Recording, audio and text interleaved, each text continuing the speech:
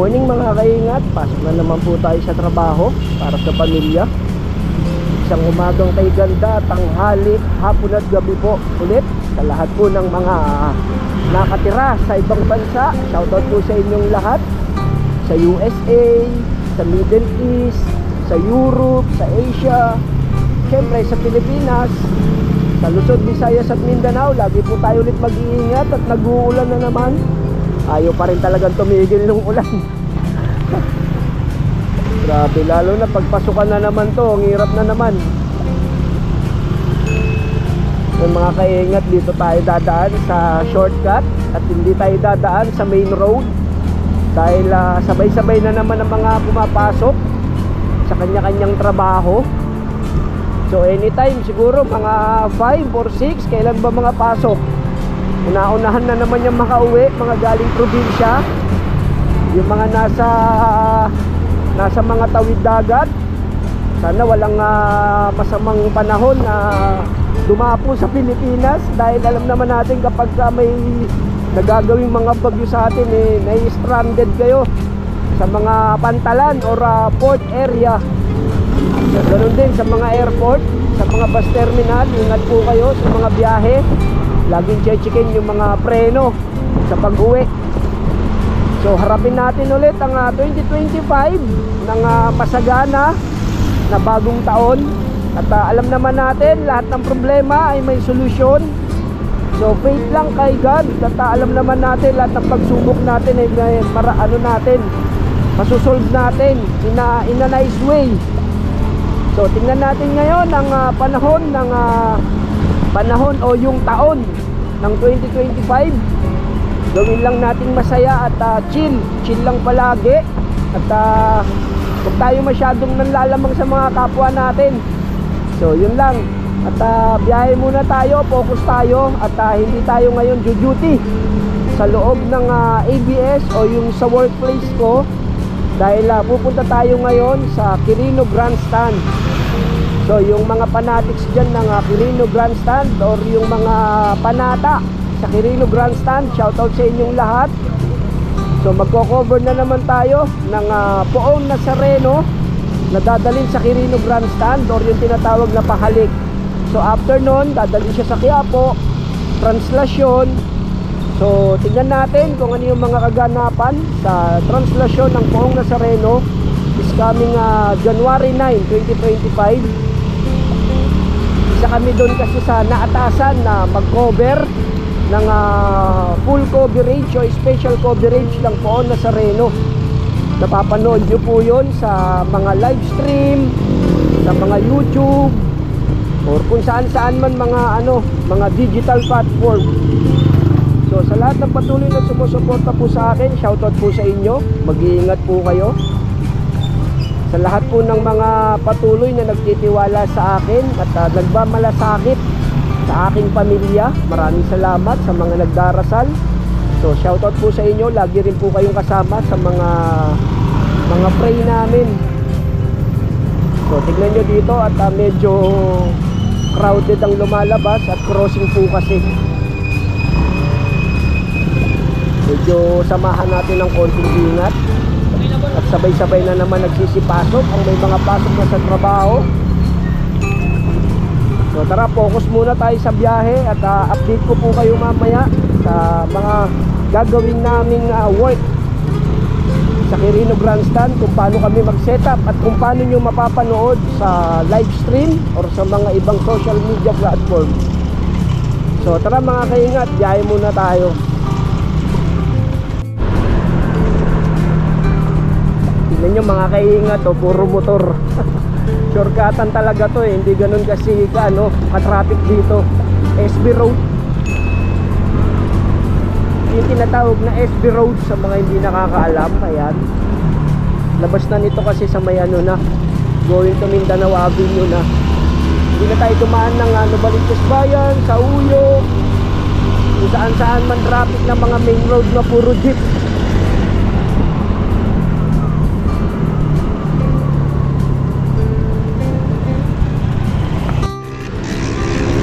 Dito na tayo mga kaingat sa Mindanao ulit.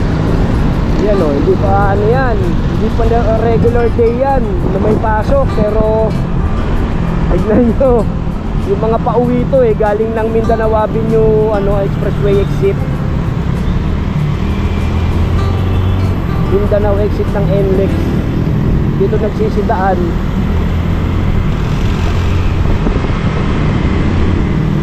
Yan, lalo na mamayang gabi yan, hanggang 4 to 5 January.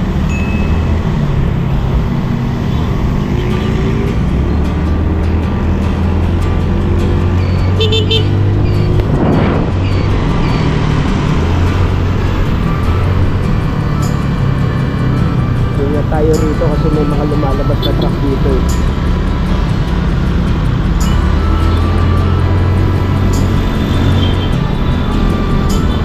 Yan, simula na naman mapuno. Pero maaga pa naman 8 AM ang duty natin mga kahingan.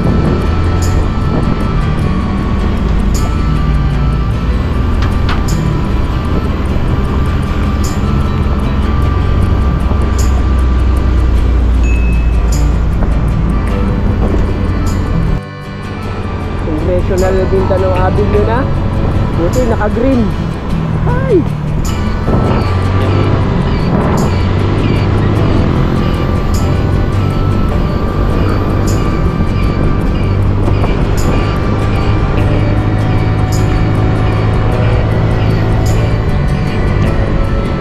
Buti naka-green dun. Medyo maraming volume ng sasakyan dun. Naiipon. Ito, patrinoma na. Makulimlim mga kaingat nag-uulan dito.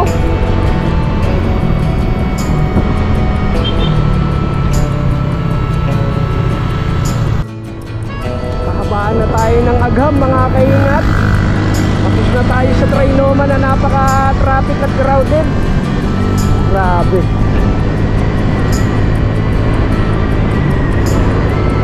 Lapit na tayo. Ano na tayo? Papuntang Quezon Ave.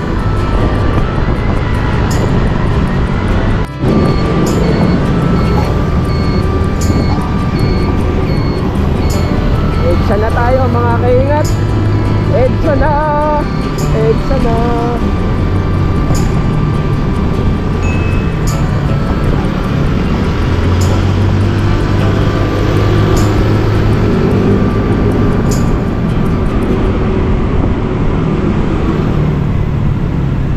Yan, diretso ng Cubao. Kanan tayo dito. Madirig na siya.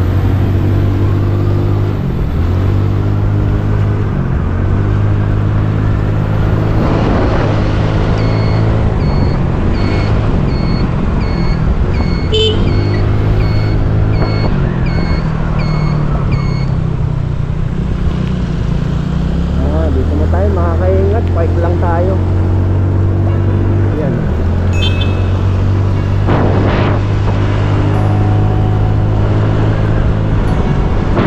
Showtime. Dito tayo papark.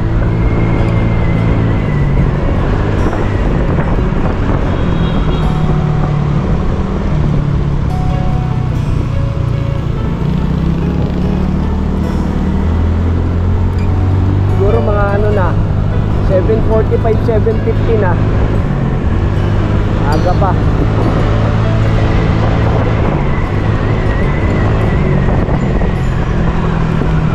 Okay, ELJ building.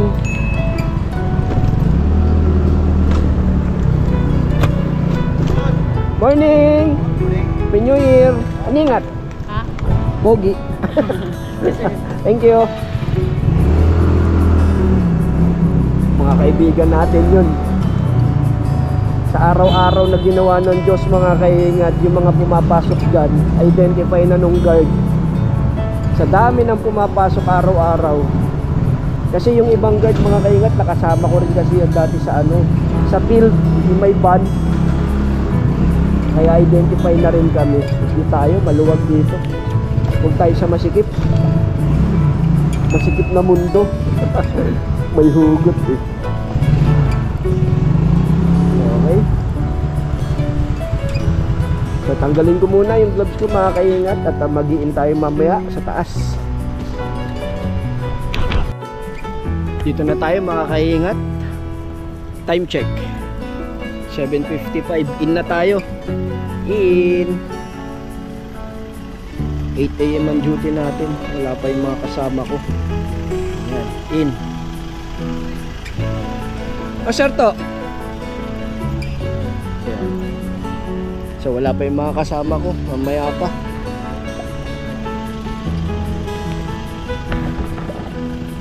So check ko muna mga kaingat yung gamit kung kumpleto na. Akyat muna ako. Pasok baro tayo dito mga kaingat. Tingnan nyo yung mission. ABS-CBN mission in the service of the Filipino, in the services of our audiences worldwide. Ayan, okay.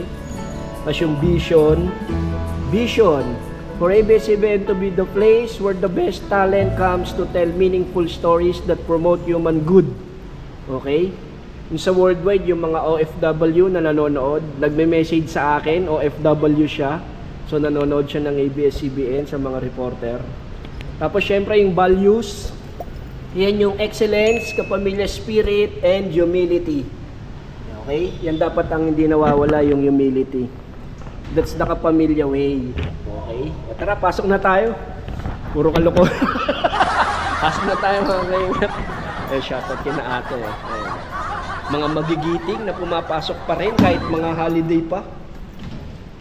Thank you, pre. Ngayon yung teleradyo servisyo. Ayan.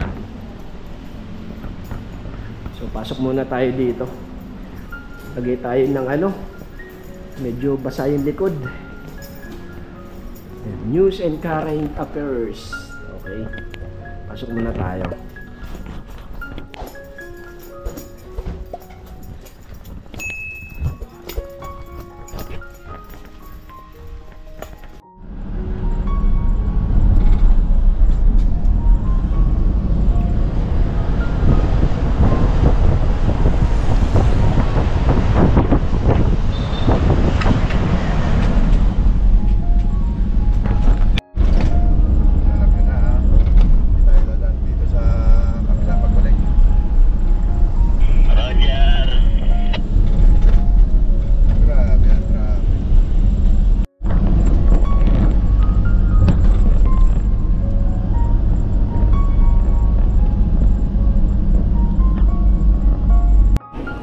Hello mga kaingat, nandito na kami sa Quirino Grandstand at hindi naman kami na traffic sa Quiapo, sa bandang Quiapo kasi may lumihis kami ng daan dito sa may Macapagal Boulevard. So mga kaingat, update ko lang kayo dito sa mangyayari na special coverage ng Poong Jesus Nazareno 2025. So ako dito mga kaingat, yearly ako nagko-cover dito. So last year nandun lang ako sa base, nag-receive lang ako. Pero nung 2023 nandito ako noon. Ngayong 2025 kaya magko-cover na naman kami ng news dito sa Poong Nazareno 2025 special coverage. So kung makikita nyo mga kaingat, ayan yung harap ng Quirino Grandstand. So ginagawa pa yung yung stage. Tapos dyan ilalagay si Jesus Poong Nazareno. Lalagyan siya ng butas. Tapos dyan yung pahalik. Tapos kung makikita nyo, dyan nag-start yung pila, papasok, papunta doon sa may bandang Ocean Park. So yung mga media, doon kami naka-setup. So ngayon kasama na namin yung TV5. Kami palang dalawang media. Then naglagay na rin kami ng platform. Ayan mga kaingat to. Diyan nagla-live yung mga reporter namin. Yan, pagka ongoing na yung special coverage. Tapos yung syempre merong tent para just in case na umulan, hindi mababasa yung mga gamit namin. So pag napanood nyo, ayan yung setup namin at diyan yung makikita yung background. Ito yung sa TV5. Lumayo lang ako roon sa setup namin kasi maingay yung genset. Ayun yung genset, maingay. Tapos ayun yung Quirino Grandstand. Then ito yung Ocean Park. So sa mga nakakapanood ng vlog ko, at least may idea kayo kung saan ang mga setup. At magi-start nga po pala yung pahalik dito or yung pumupuna sa Puong Nazareno. Starting siya ng January 7. So yan, dyan pa mapasok. January 7 to January 9. So yun, morning yata ng January 7. Tapos din makikita nyo, marami siyang CCTV. Yan, mga CCTV yan, mga kaingat. For monitoring ng mga PNP, yung mga City Hall ng Manila. To justify kung gaano na karami ang mga pumupunta or kung ano yung ganap na dito sa Quirino Grandstand. Tapos ito mga kaingat, makikita nyo yan. Itong malaking mga grass. Yan. Ito yung dating ginamit ng Manila para dun sa mga merong nagkaroon ng mga COVID. Ginawa itong parang, anong tawag dito? Quarantine. So nagtayo rito ng mga, kung tawagin natin, yung mga container van na ginawang hospital. So dito yung quarantine ng Manila. Dito yon. Pero ngayon, COVID free na tayo, tinanggal na nila. At maganda na ulit, kulay green na siya, itong lugar na to. At dun sa mga nakakaalam nito, ayun yung Luneta, ayun si Jose Rizal, tapos ayun yung malaking flag. Tapos dito, nakita ko dito na nag-vlog dito dati si Japper Sniper. Kung natatandaan nyo mga kaingat, pumunta si Japper Sniper dito. Tapos may nakita siya ritong parang ano, yung ibang language yata yun. Ibang language yun eh. Hindi siya English. So na-vlog siya ni Boss Jeff, Japper Sniper, at binigyan niya ng Chowking. Bumili si Japper Sniper ng Chowking doon. So naglakad siya rito at sinabayan niya ng pagkain. Yan, itong lugar na to. Siguro doon sa mga nakakapanood ng mga Japper Sniper fanatics dyan. So dito yon. Tapos ito, meron ditong tawag dito. Ano bang tawag ditong shrine na to? Puntahan natin mga kaingat. Shrine. Basahin natin kung anong shrine to. Sa kabila yung Luneta Park. Nung pagdating namin kahapon dito mga kaingat, medyo meron pang mga naiwan na kalat dahil nga yung ibang family dito nag-spend ng New Year nila, kaya dito sila picnic. So yan, malinis na ang lawak ko, di ba mga kaingat, ang lawak. Yan yung Quirino Grandstand, maraming event na ginaganap dyan kung ano-ano. Tapos eto nga pala yung shrine na San Lorenzo de Manila pala to. Vidas Las Daria Formife. Yon. Sio Tubiere Miles de Vidas Las Daria Formife, Lorenzo de Manila. So siya pala yon. Yan. So merong ano rito, rebulto. Tapos doon yung kung dito tayo dumaan kasi may medyo may putik. Dito tayo pumunta. O di ba mga kaingat, ito yung nilalakaran ni Japper no. O nakaganyan siya oh. Tapos nandun yung Luneta. Ayan yung malaking flag ng Luneta. Ayan oh. Natatandaan ko mga kaingat nung bata ako, siguro mga 5 to 6 years old. Meron pa akong picture dyan. Lagi kami dinadala ng tatay ko dyan sa Luneta. Pero syempre nung lumipat na kami sa may Novaliches, medyo nalimit na yung punta namin dito. So ayun yung Luneta Park, si Jose Rizal. Marami nagpapapicture, wag na tayo tumawid doon. At update ko na lang kayo. Tapos ito, may Carabao dito. Yan yung Carabao. Kalabaw na hindi ko makain. Siguro pagdating ng mga January 7, marami na rito mga family na pumupunta, nagpipiknik dito. Tapos may mga nagtitinda na rin ng mga kung ano-ano para sa mga pagkain ng mga pumupunta rito. Yung iba nagbabaon. Ayun yung dalawang kalabaw. Dun sa mga nakaka-experience na pumunta rito. Luneta Park. Ito Quirino Grandstand. Ayan. Tapos ito yung Luneta. Ayan o, mga kaingat to. Diba? Kung nakikita nyo, ayan yung malaking flag. So pag may mga big event, so yan, dyan dumadaan, sinasara yan. Especially kapag Independence Day minsan dito. Independence Day minsan doon naman sa National Museum. So kung malayo kasi mga kaingat, doon, zooming in ko na lang. Doon makikita nyo doon yung fountain. Na kapag kagabi yung fountain nila umiilaw. Dancing fountain ba kung tawagin. Tsaka with sounds. Tapos si Jose Rizal, ayan, marami nagpapapicture. Kapag may mga pumupuntang mga foreigner dito, nagtatry magpapicture dyan. Kasi alam naman natin, si Jose Rizal ay isang bayani ng Pilipinas. Ayan, yung flag ng Pilipinas, flag natin na tawag dito, nagwawagayway. So, yan. So yung mga taga ibang bansa or OFW na nagtatrabaho sa iba't ibang sulok ng mundo, 'di ba? Ayan po yung Luneta Park na hindi na natin pwedeng tawirin na lang, wag na natin tawirin at medyo malayo. Yan. So ayan po siya. Okay?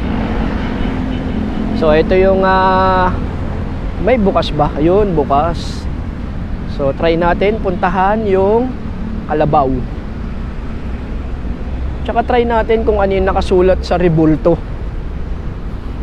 Tapos mga kaingat dito, meron children's play garden. Ayan o. Sa mga family na pumupunta rito sa Luneta. Syempre kapag kulang yung oras nyo sa family nyo, dalhin nyo lang dito sa Luneta. Medyo malamig yung simoy ng hangin ngayon. Hindi ganun ka-init. Dito tignan natin yung playground ng mga bata. Minsan hindi naman lahat kailangan gumagastos kung saan-saan dinadala. Much better yung habang, 'di ba? Minsan yung anak natin di natin alam yung memory nila. May kukwento na lang din sa anak nila tulad ko nung panahon ng kabataan ko, nakukwento ko na lang sa mga anak ko. Pero sila syempre yung mga gadgets nakakasira din masyado pagka lagi nasa gadgets. So ayan mga kaingat to. Ayan, may garden, children's garden. Okay? Ayan oh. Ang ganda. Oh, di ba? Wala naman yatang bayad to. Yun. Ikot tayo dun sa kabila. Ayan oh. Wala naman bayad dito pag naglaro yung mga anak nyo. Oh, ganda ng mga flowers oh. Oh. Diba? Oh. Ganda, diba? Hello! Hello! Hi! Tas merong mga swing. Tas yung Manila Zoo, dun yun sa kabilang side. Tapos Intramuros, doon. Banda doon yung Intramuros sa kabilang side. So balik na tayo at magsi-set up tayo maya-maya dahil nagluluto pa kami ng food namin. Bumilid na lang kami, nag-share na lang kami. Then nagluluto yung mga kasama namin. Diba? Pero yung rice is galing sa ABS-CBN. Thank you, shoutout sa kantin namin na free rice kapag employee ka. So try natin mamaya umakyat doon sa Quirino Grandstand kung tapos na sila mag-setup. Kasi maglalatag tayo ng kable dyan. Simula doon, papunta roon, tapos pababa, tawid dito sa kalsada. Papunta dyan sa setup namin.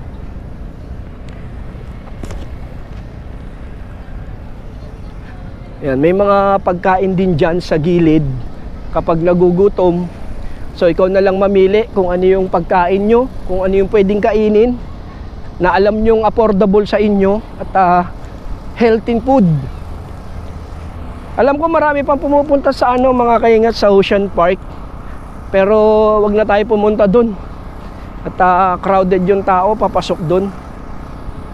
Dami nang naka-parking.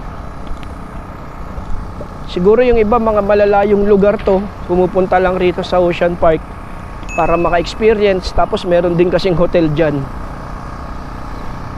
So ito yung grupo ko na nakahapon itinayo namin to, mga kaingat, yung tent na yan. Ayan yung mga kasamahan ko, si Angelo, si Rick Dison. So yan, ayan yung van na gagamitin namin. Putik yun shoutout shoutout ka muna, Angelo. Shoutout mga Son. Hello. So yan mga kasamahan ko.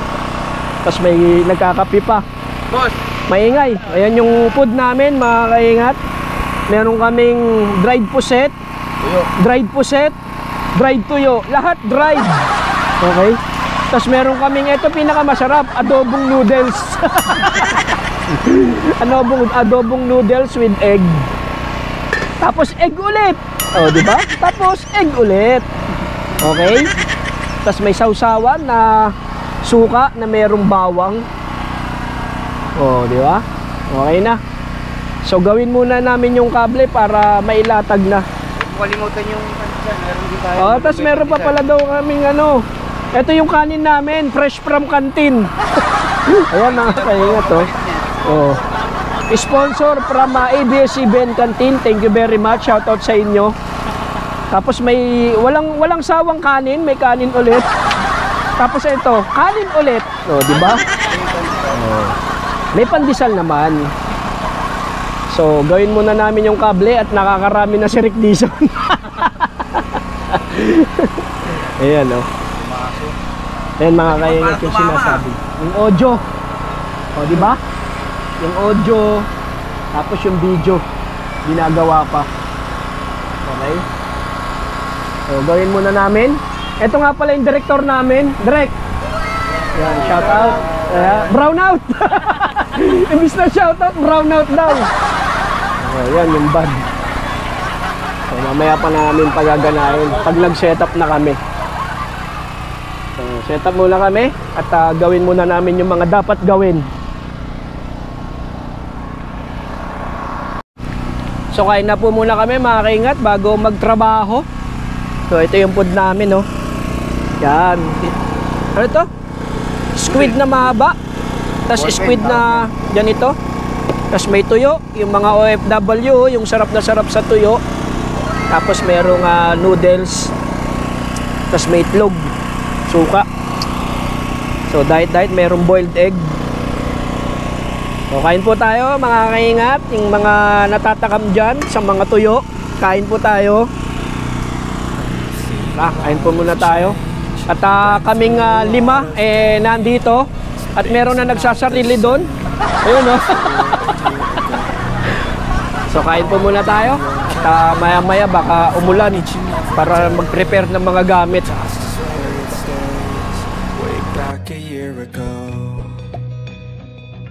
I've changed for the better this time.